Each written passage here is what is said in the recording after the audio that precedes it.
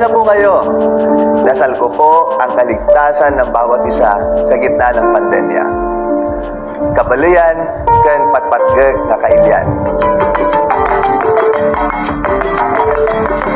Ako si Ramon Monmon Belicaria Gico III, isa pong teacher, isa pong piloto, isang entrepreneur, at higit sa lahat, isa pong tapat na lingkod bayan.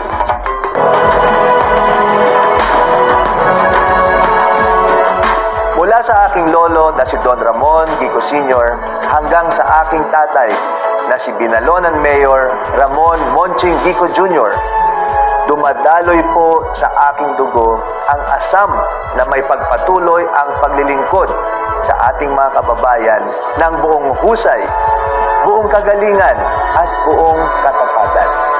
Mula nang tayo'y mahalal, wala na tayong ibang hinangad kundi mabago at maiangat mula sa kahirapan ng ating mga nasasakupan. Nakakatulong na ako ng malaki sa asawa ko, sa mga anak ko, napapaaral ko na sila ng may sapat na allowance. Nagpapasalamat ako kay Monmon. Salamat din tumulong sa akin na binigyan ako ng Nego card. Thank you Lord sa binigay sa akin, Madam. At tayo naman po ay nagtagumpay sa aspetong ito.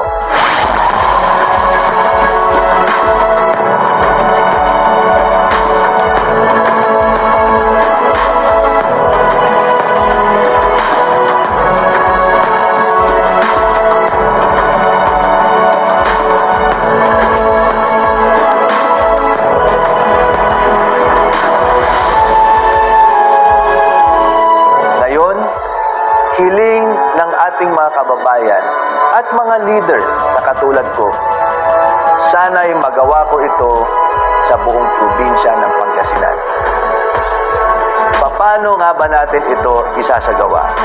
Una sa lahat, isulong natin ang maayos at malinis na pamamahala para maibalik at tumaas ang tiwala ng mga Pangasinense at malalaking investor sa ating probinsya. Gawin natin at isakatuparan natin ang pangarap nating maitayo ang Pangasinan East-West Highway para mabuksan ang pintuan ng Pangasinan sa mas marami pang investors. Mas maraming investor, mas maraming trabaho. Last year, I said that distributing economic business activities is imperative to our country's sustained and equitable growth. Today, I reiterate that statement. I issued Administrative Order Number 18, directing concerned agencies to strengthen the development of special economic zones in areas outside Metro Manila.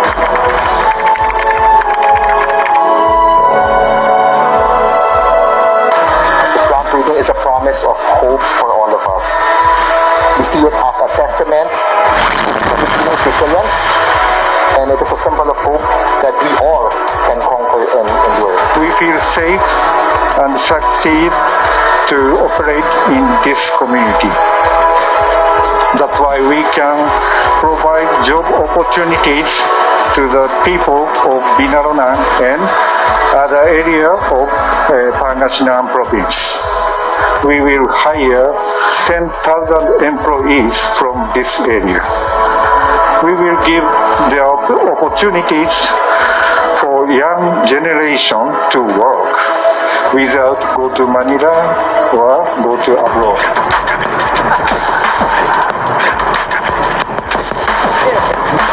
Kapag tayo ay nabigyan ng pagkakataon na maging gobernador ng Pangasinan, tayo ay makikipag-ugnayan sa mga congressman ng 6 na distrito ng lalawigan na ipagpatuloy sana nila ang aking isinusulong sa 18th Congress na House Bill 6668 o ang General Minimum Wage Act.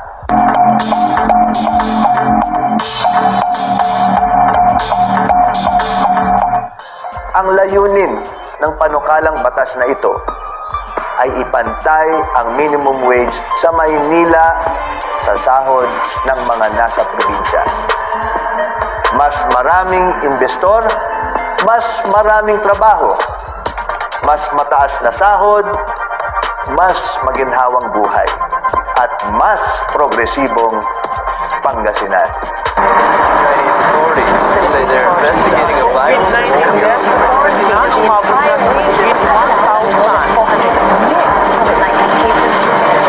Dahil sa pandemya, nais nating ayusin at palakasin ang COVID response sa pamamagitan ng pag-i-improve at pagpapalakas ng mga provincial hospital.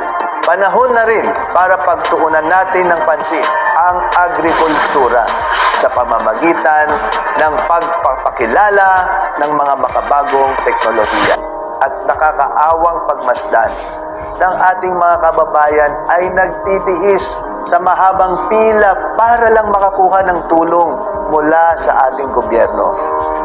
At para masolusyonan ito, magtatayo tayo ng mga satellite offices ng provincial government para mas mapabilis at mapadali ang pagpapaabot ng serbisyo ng Kapitolyo.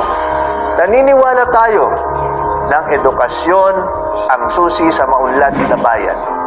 Kaya dapat ay bigyan ng pagkakataon ang lahat ng kabataan na makapagtapos ng kanilang pag-aaral. Gusto po niyang makapag-ara ang lahat. Nagpatayo po siya ng isang university na alam niyang sasagot sa pangangailangan ng tao. Para bang isa siyang nangarap siya para matupad ang pangarap ng lahat. Lipad Pangasinan, ang kinabukasan ay nasa ating kamay. Ito na ang tamang panahon.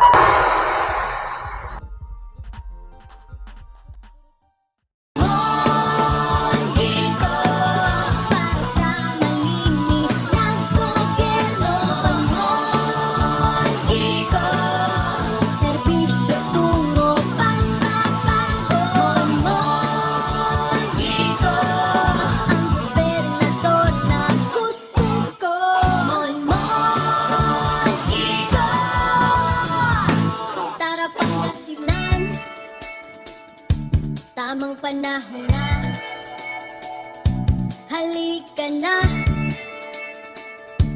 dapat kasama ka. Lipad sa pagbabago, parating na, di uso ang promeno, tara na, hawak kamay ang pagkas, sinandingin sigaw ng bayan, ikot tayo para sa kaunlaran. Iko, para sa malinis na gobyerno. Iko, serbisyo tungo pagbabago. Iko, ang gobernador na gusto ko. Iko, tara Pangasinan, tamang panahon na, halika na, dapat kasama ka. Lipad sa pagbabago, parating na,